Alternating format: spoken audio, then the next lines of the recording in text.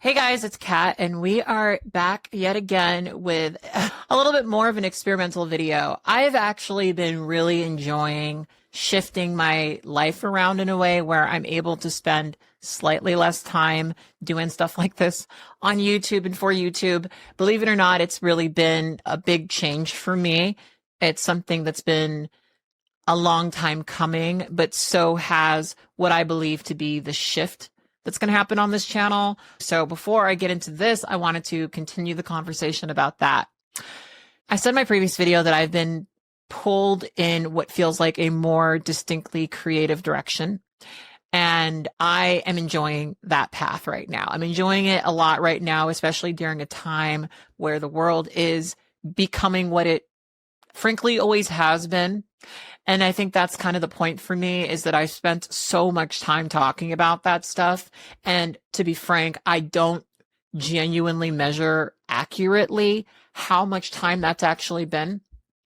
I'm finding myself asking the question of what would this be if I fully committed myself to making creative projects and celebrating the ability that I've developed over the years as a blogger. So I'm spending more time on my written blog. I have a couple of new entries on blaqueinthecity.com. Please go check that out. It is where I will be putting most of my writing. I don't write for any other websites right now. Maybe I'm open to it. Give me an email if you're hiring. Long story short, I really do enjoy the life I've created as a blogger and what I've gotten from my audience, especially as a blogger. And I'm kind of excited about a lot of the stuff that I have bubbling up right now that is decidedly more DIY centered, but then also kind of shifting into the gear that I used to joke about all the time on this channel, of my channel becoming a post-apocalyptic prepping channel. The thing that keeps popping into my brain is that I have a center of resourcefulness. I may be a goth, but I do have a punk sort of DIY mindset. And I'm excited about both demonstrating for you guys some of the stuff that I know how to do, and also going on adventures to develop new skills, right? Because right now, and I'm sure I'm not the only one on this tip, I am finding myself asking so many questions about what I need to do to prepare.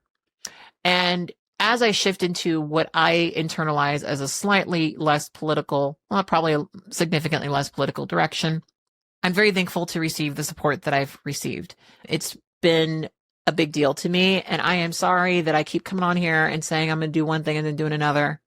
I promise we will get to a more stable point soon. But long story short, I am spending less time hyperfixating on what I'm doing on YouTube. And that is a net positive in my life. It's been great for my own mental health, and it's been great for my relationships. I feel so thankful to have so much love and celebration in my life right now, despite all the bullshit that's happening. Actually, in like an hour or so, I'm going to be shaking my tail at the goth club. But I thought that we would come on here and have this conversation because people have been driving me up a wall with this subject, and I figured I would finally sit down and give this a view. So we're going to be watching at least part of E.J. Johnson's comments discussed on a podcast quite recently about how they date, right? And so I know that there are a lot of people bringing trans women into the conversation. As a trans woman, I felt like I would come and share my perspective. So we're going to be doing that. I'm going to be listening and watching and reacting to Jay Johnson's comments, but simultaneously, on the note of creativity, we're going to be doing some artwork. We are here to clean up this illustration a little bit and listen to what E.J. Johnson has to say about their dating life. So let's get into it. Are there pronouns that you go by today, or how do you identify your sexuality? I just say call me EJ as much as possible. Okay. You know, it's like pronouns I don't really like he, but like I've also trained myself not to get upset when other people use it, which I think is very important, because you're giving your power away when you lose it. You give your words too much of personal power. They is fine, whatever. She is cool. I'm really not a stickler about it. I think for me, it was really just going on the journey to make sure that I wasn't like spinning out of control, like when I'm being misgendered. Especially a lot of the times people don't do it with an ill intention.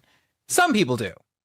And I feel like when it's ill intended. Yes, it's a tone, and they'll keep repeating it. Yeah. They'll keep saying man or bro too many times, and I'm like, I'm not your bro. Like, you know, but it's usually just somebody you're never going to see again, so who cares? But yeah, like I said, I was always a deeply feminine being, and like, you know, that's really all that matters to me. You know, it's like I'm extremely happy in this body. Like I love my skin. I love waking up and being me every day. Like, it's a beautiful thing. Like, to walk into the bathroom and see yourself in the mirror and you're just like, that bitch, like, yes. Mm-hmm. Like, it's that for me right now. And so, like, you know, I'm just living it. You know, I'm just loving it. So I want to start this conversation out by saying that I would say I have a limited perspective on EJ Johnson. And to that, I'd say I didn't watch the reality TV show. I don't know if you guys pick up on this or not, but I am somebody who is pretty staunchly opposed to celebrity isms and things like that. So I wanted to make some comments so far about what they said about pronouns and reacting to it and their personal gender journeys. We established in this little clip that EJ Johnson does not identify as a transgender woman and is very, very happy within their body. Now, EJ Johnson, this is something that's been brought up quite a bit. Not that I think this really matters, but for the people who are making a deal of this, it does. EJ Johnson is also someone who is very clearly feminine, but has a pretty masculine physique, right? And people are bringing that up because of some of the comments that they say later. But I do think that it's important to point out that EJ Johnson is establishing right away that they like their body. They don't care about pronouns. They're not someone that's wrapped up in all of this. And I'll just say that from like the little bit that I heard, there's almost a little bit of like a pick me energy in there of like, well, I don't get triggered the way these other people do. But, you know, maybe I'm projecting. Again, I only know what I know. So let's keep going. Sister liking the same guy. Honestly, that is ultimately what got the show picked up. But also, you know, in terms of the gender and sexualities and stuff like that, it was very important because that happens. You know, I don't attract gay men, and I'm not attracted to gay men. Like, it's just not a thing. Tell me more about that. You know, it's just, I think like if you ask any of the girls, like they'll tell you the same.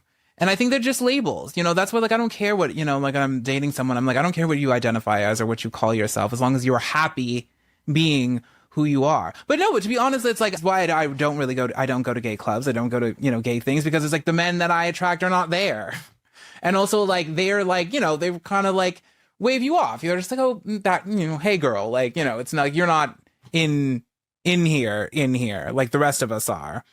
You know, it's just, I never really understood it until now, because before, when I would go and I just was like, there's something about this room. It's like, it's almost like they don't want me here. Like, I'm not really here because I'm not presenting as a man. I'm not presenting in that way. Okay, so we're going to be going piece by piece. So obviously there may be things that are said later that are clarified as we go. EJ Johnson refers to themselves as one of the girls, and I wanted to clarify that linguistically for people. There are a lot of people within the larger LGBT community who sort of use the girls as a term to refer to everyone feminine, regardless of whether or not they are transgender or just very, very hyper femme and also still very much an openly gay man. I assume most of my audience doesn't need to hear this, but there is obviously a difference between gender and sexuality, and sexually expressing yourself within gay spaces. Even if it's true that gender and sexuality are not the same, most gay men have a preference for masculine men. And that is something I've heard many, many times. And it's something I'm sure many transgender women have felt. But I want to make it clear that that's not a exclusively transgender woman feeling. But anyway, for a lot of people, this is a common experience that they have when they are a feminine man within the gay community. EJ Johnson is kind of talking about how, you know, gay men usually aren't super accepting of the femmes. There's a phrase that's really common within the gay online dating community. Shout out to Grindr. no fats, no femmes, right? There's this idea of, gay men specifically not wanting to date feminine gay men. And as usual, I always love when people who are from these communities who, actually have these experiences. I would love to hear your thoughts about this because, from what I've seen, it's not impossible for feminine gay men to date other feminine gay men. And in fact, a lot of men who would say that they're feminine gay men have a preference for other feminine gay men. But it sounds like E.J. Johnson has a very particular interest in men who identify as straight, and that can be for a lot of different reasons. Now, a lot of gay men will sit around and talk about how they've been with straight men, and I think most of the time when they say this, they're basically making the point that this was a man who usually deals with women who made an exception for them. Whether or not these men actually are or actually identify as straight is kind of like another issue. Because even in this point where E.J. Johnson is bringing this up, saying that a major storyline supposedly on their reality TV show was the shared interest of a guy, right? A lot of times when I hear especially gay men talk about this, they're talking about it from the perspective of being a person who typically wasn't given what a lot of cis women are given within relationships. And they're kind of sharing it as kind of like a, oh, and by the way sort of thing. And I think a lot of gay men do end up getting really, really, really sucked into this idea of being with straight men and how that in some way separates them or makes them distinctly separate from the larger gay community. I think it is kind of a fascinating thing, frankly, because at the end of the day, society is going to see both y'all as gay. So it's not really actually that impressive that that happened, but that's kind of a very common thing that a lot of gay men especially have to work through.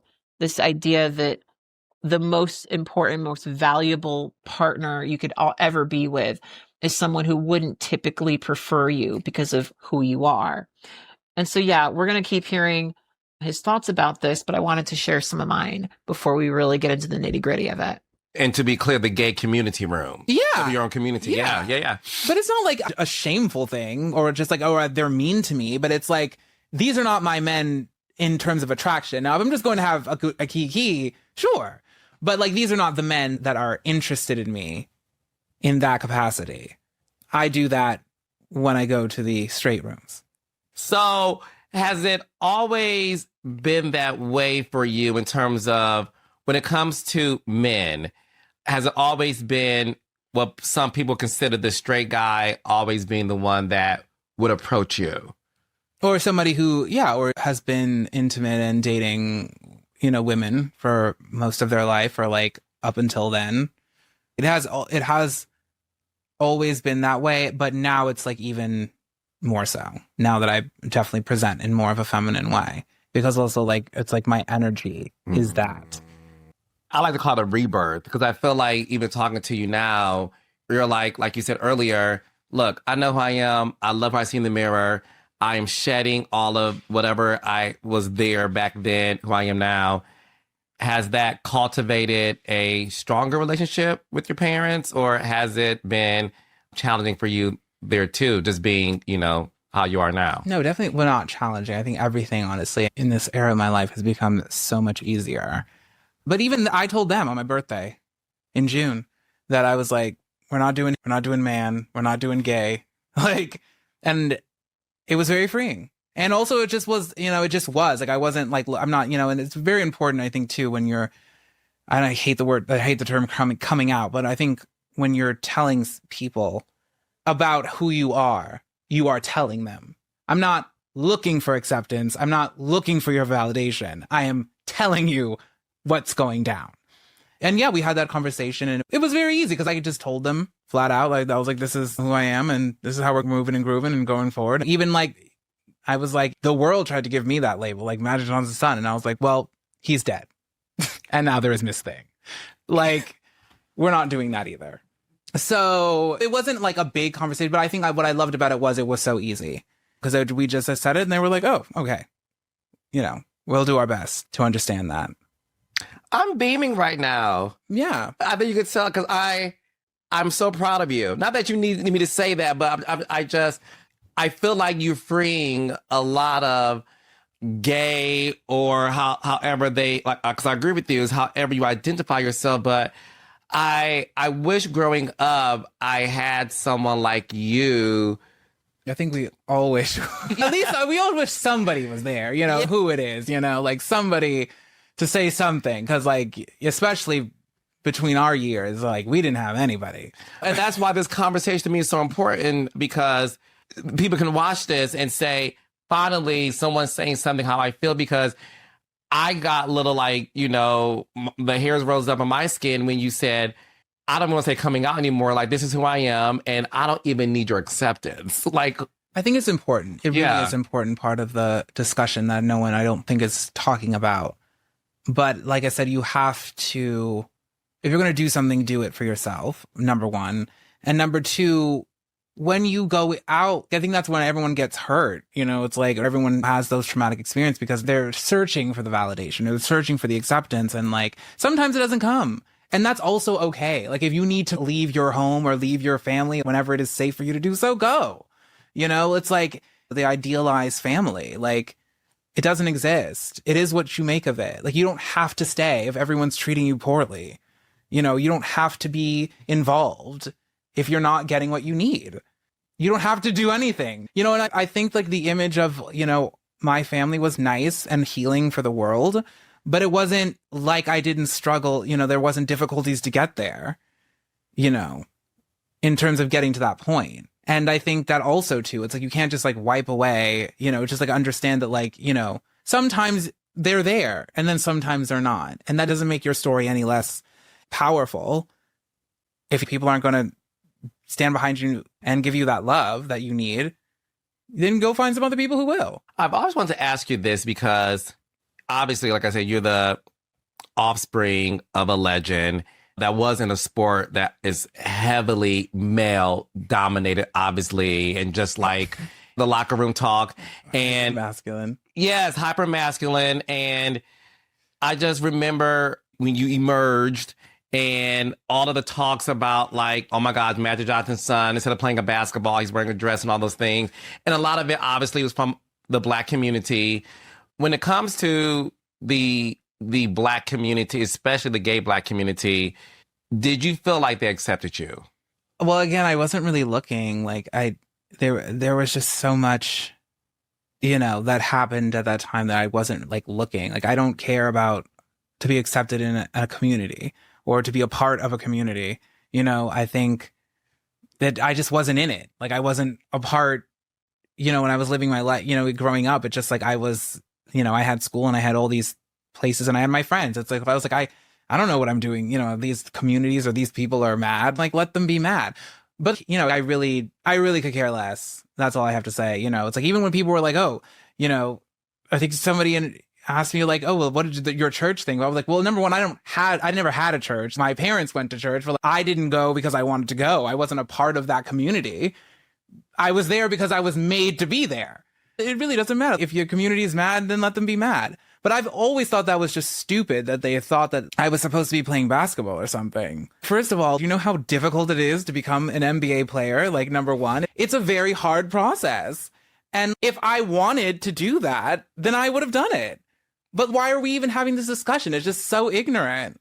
You know, it's so, you have to put in a lot of work to do all of that. I'm sure LeBron James' son, I mean, you know, he's been playing his entire life and now he's playing, you know, he's in the NBA, but that's something you would decide very early on in life. And why are we talking about, you know, that has nothing to do with me. I've always, you know, when, you know, oh, well, Black men need to be this and need to be, you know, macho and need to be this. And it was okay. Well, okay, what does anyone's femininity have to do with that? Who's stopping you from being this macho Black man? Me or you? Because, you know, you're snapping your fingers in the air. What is stopping you, sir, from continuing to be you? What does you and me have to do with each other? Nothing. It doesn't make any sense. And I always would laugh if I saw that. I was like, well, what a stupid thing to say, because I'm like, I'm not hindering you from going on and being some toxic masculine Black man. Like, I don't even know you. And so, okay. most of the people that I have seen comment on this have been Black folks. And I would say that most of the Black folks that I've heard comment on this are people who would otherwise not be super accepting of EJ Johnson. I'm just going to be frank with you. There's shades of what he says here that I either agree with or really identify with, which I'm sure won't really surprise certain segments of my audience, frankly. I think that what he's trying to point at is the fact that a lot of Black men exist in a way where their masculinity is not really their own. It is an outgrowth of the movement by Black folks to reaffirm masculinity in a country, frankly, where they've been dehumanized, right? Where one of the various ways that Black men were dehumanized was by feminizing them, by putting them in situations where slave masters did what they did and took advantage of the fact that they had power over these Black men, right? And here's the thing. I think what he's saying in this particular part is basically that he has no obligation to participate in that. And that is something that I absolutely agree with him about. The thing that's always really gotten me is this whole entire idea that what one Black man is doing is somehow ruining things for all Black men. Because that's the way they treat the EJ Johnsons of the world, right? Because they like to dress up a certain way, because they like to wear women's clothing. Suddenly, somehow, some way, they are making a problem for the Black community. And this is a very commonly argued point, right? In fact, there are even people who are saying it in this conversation. And I absolutely support what he's saying in that it's not his responsibility to do that, and that he's actually not stopping you from being a toxically masculine Black man, right? Now, of course, a lot of people are going to misunderstand what he says when he says, toxically masculine. Toxic masculinity is one of those various topics that got really misrepresented and shown in a poor light. Toxic masculinity is actually a term that was coined by Shepard Bliss of the mythopoetic men's movement that believed that men, because of technology, have largely lost their more communal, more productive relationship with masculinity. And so the idea was that if we were to go back to an older way of living, men would be able to practice what is called deep masculinity, which is community between men. Whereas underneath, especially a capitalistic system where men are constantly encouraged to compete with each other, men are engaging in a type of masculinity that is almost exclusively defined by how men can emasculate other men and differentiate themselves from being women, right? When people see EJ Johnson, who is feminine, who is connected to a Black man that many considered to be an upstanding member of the community. Yes, he was criticized, being who he is. There are going to be people who say that this is part of the destruction of Black men, when in reality, this is just an individual expressing their gender, an individual who is able to have freedom to express their gender. I think the further we get into it, the clearer it becomes that EJ Johnson definitely identifies on the non-binary spectrum, and not identifying as a man does not necessarily mean that you identify as a woman, right? For a lot of people, the he, him of it all is actually just drawing attention to how little they actually truly associate with that label. And yeah, like I said, obviously there are going to be people who, care about that more than others. And it doesn't say anything about what it means to be a Black man in America. Has nothing to do with it. I'm not a man. So I don't even feel like a man. So I'm like, why? What's stopping you from going on and doing exactly what it is that you think you should be doing? Nothing. Nothing at all. What were your thoughts when you saw what Dwayne Wade's now daughter was going through, transitioning into becoming the woman that she is now? Was it something that you could relate to? Did you reach out? Did you have a conversation? We've met, I think, twice. Not in any kind of like real, like intimate setting, but just like, you know, at some fashion events, I believe. And I've met Dwayne, and I think we spoke on Instagram, and we're just like, you know, if she needs anything, like, you know, you can definitely let me know. And she went to my high school as well. So yeah, we have some similarities, but I mean, it was just one of those things where it's like, you know, more power to you. You know, you got to do what you got to do. You know, it's one of those things where it's like, there's nothing really I can say or do, you know, because like that's your journey. Yeah. And they also said some horrible and stupid things about her, you know, and the same thing, there were so horrible, stupid things they were saying about me. So it's like, here we are again. But it's like, that's why you see when you narrow it down, it's like, I'm not going up against anything that I actually really need to be concerned about, because these are all everybody else's fears and everybody else's concerns and everybody else's viewpoints of the world that are being challenged by somebody living their truth or living their life the way they want to live it. Like, it's just absurd. It's just absurd. But I'm happy that she's happy. And I'm not sure what she's doing with her life at this point, but, you know, I wish her the best. Are you dating now? I am outside. I had to get a little more serious, though, I think, in this new year, for sure. I think before I was kind of just like enjoying myself and kind of just like dating to date. But now I'm being much more strategic about it. And it's like, if we're not actually going to enter into a relationship, then, you know. And I think that's where you have to put the boundaries up with the so-called straight guys, because they'll just try to like put you off to the side or like keep you in the dark. And like, I'm not. So one thing I'm going to point out right now, right away, because I think this is important for people to hear, is he literally says the so-called straight guys. So as you are leaving your comment underneath the video about how EJ Johnson is not interacting with straight men, you should be able to acknowledge that at this point in the conversation, he states that these men are called straight. In other words, he is aware of the fact that these men may not actually be straight men. Pointing that out because that's not context I had before I'd seen this interview. Looking at the clips, it would seem as if EJ Johnson is trying to basically say, well, straight men want me. And let's talk a bit more about that, because I think this is the uncomfortable conversation a lot of people don't really want to have. A lot of straight men have only really questioned their sexuality, but so much. By that, I mean, a lot of straight men are not in scenarios really where they would really even need to question whether or not they would be with a person like EJ Johnson, because most of them aren't really around people like EJ Johnson. Most of them aren't actively, regularly engaging with people like EJ Johnson.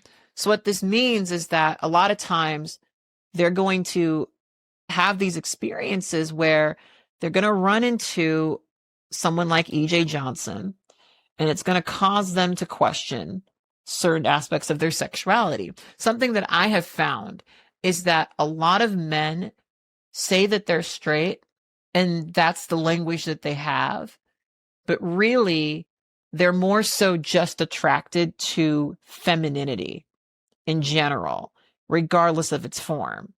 Now, there's a term for this. Some use the term gynosexual, which is an attraction to femininity regardless of the gender, right? Men like that, I think, are a lot more common than our society is comfortable acknowledging.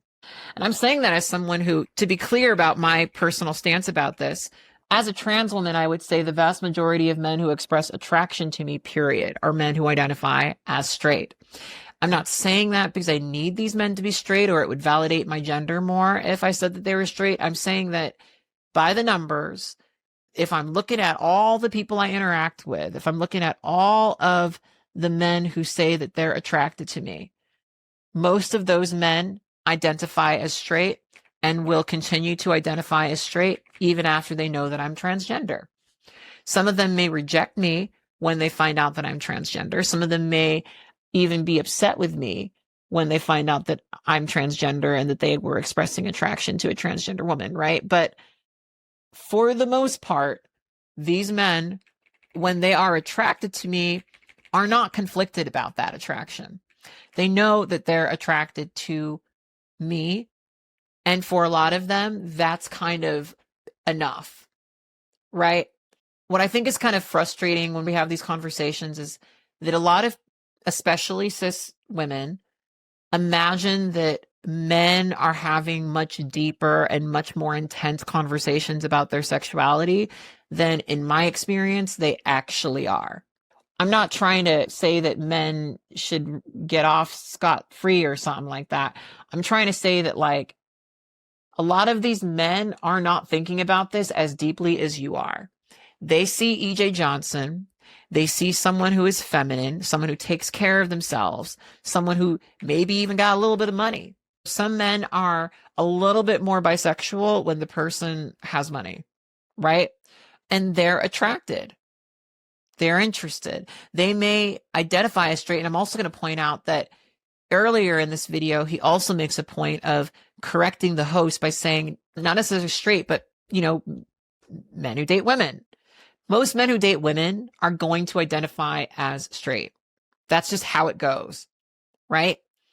They may have experiences in their life that may be questionable to other people, but because those experiences are had with a minority within minority within minority, they're typically not going to then feel as if their experience is going to map onto their sexuality in a way that's worth identifying with. These men are going to say that they're straight all the time because that is the easiest way for them to communicate the attraction they're the most likely to both experience and practice.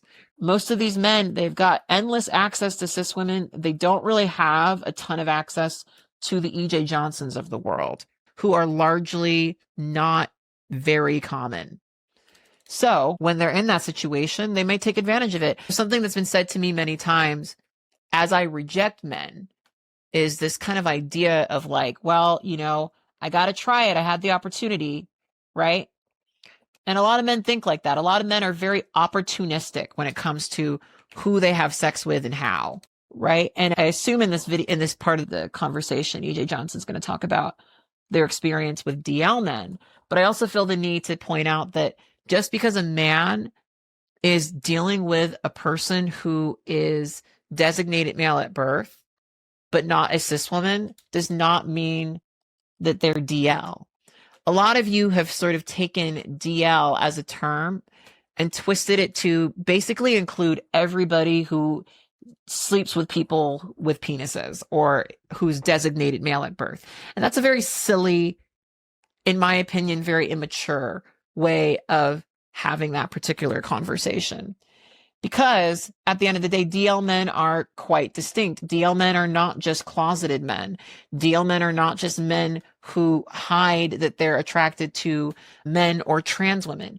DL men are men who explicitly get off on homophobia, frankly. They get off on the idea that they can go to an E.J. Johnson and say, you know, I could be open and out about being with you, but society, man, society's really holding this back.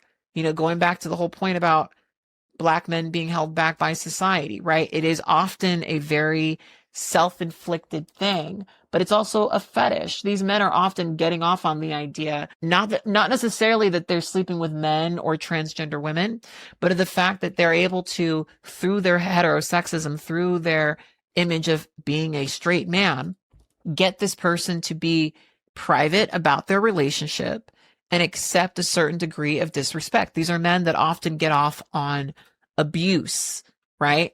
These are not just men who aren't comfortable with their sexuality, don't want to share who they're dating. These are men who, on average, are getting off on the little secret that they're running, the little game that they're playing.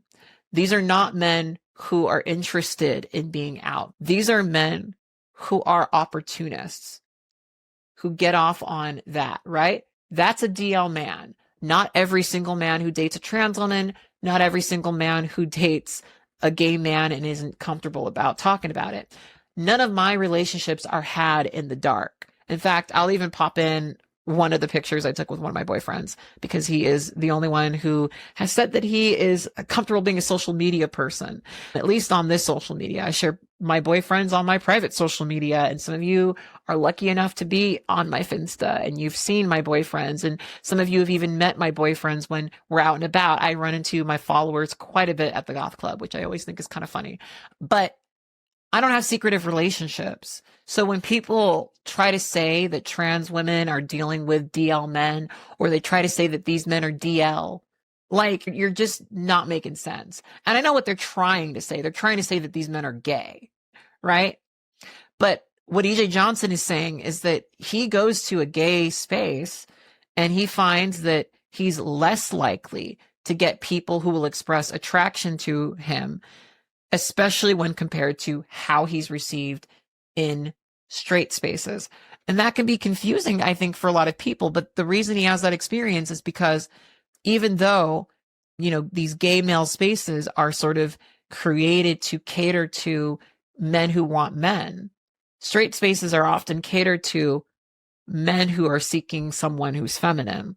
There's more space there for that than there is often at a gay bar, at least for this particular type of gender play.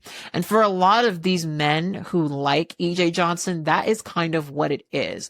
It's a gender play where they're being reinforced as straight men, and he's being reinforced as the exception to the straight man. These men may very well just be gay, and I'm not going to argue against the possibility of that.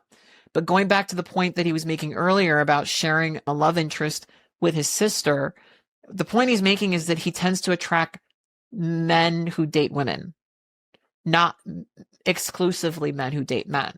And even as a trans woman, I get that, because it always cracks me up when people say that gay men are the most likely to be interested in me, because that's just not been my experience, even remotely.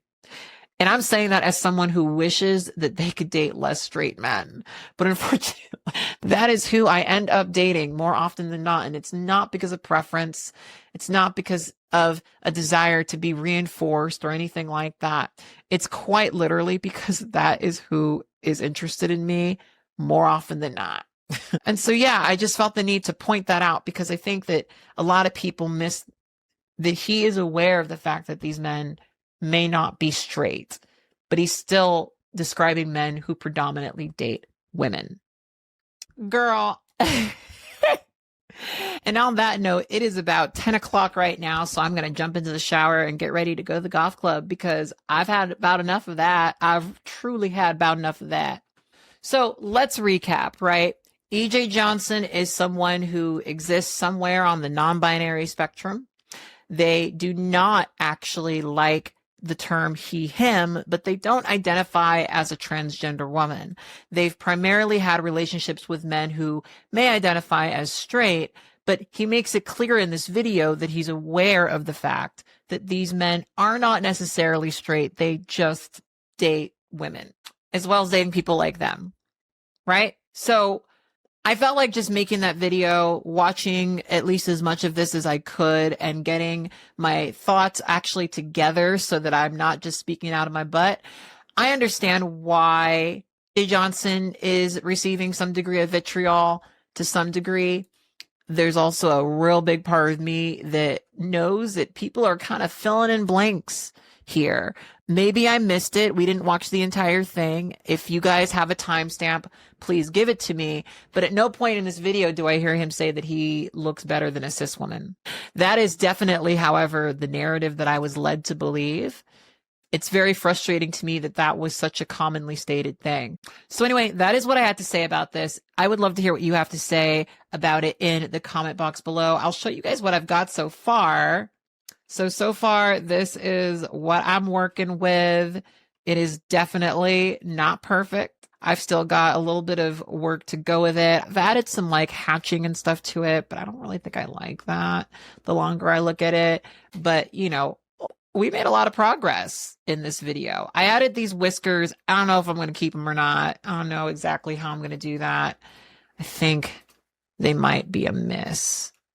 Either way, I'm going to figure it out. Let me know what you guys think about this design. I'm going to be putting it in my store. Right now, you guys are going to see a bunch of posts on social media of me showing some of the test merchandise that I have. Like I said, this shirt is one of them. I am definitely collecting people's thoughts right now in terms of what kind of content they would like to see, what kind of content they are interested in seeing from me. So I am eager to hear your perspective. I would really like your feedback, especially those of you guys who are on my YouTube members and my Patreon. I've been predominantly sharing my merchandise, like previews of it for my members and on both Patreon and on YouTube. If you guys are curious about that, you guys can click on some of the links in the description box below that will give you all of the details about how to do that. But as per usual, I will leave you guys with this. I want you to stay hot and introspective and always remember and never forget that you, yes, you are beautiful and you are loved. Bye.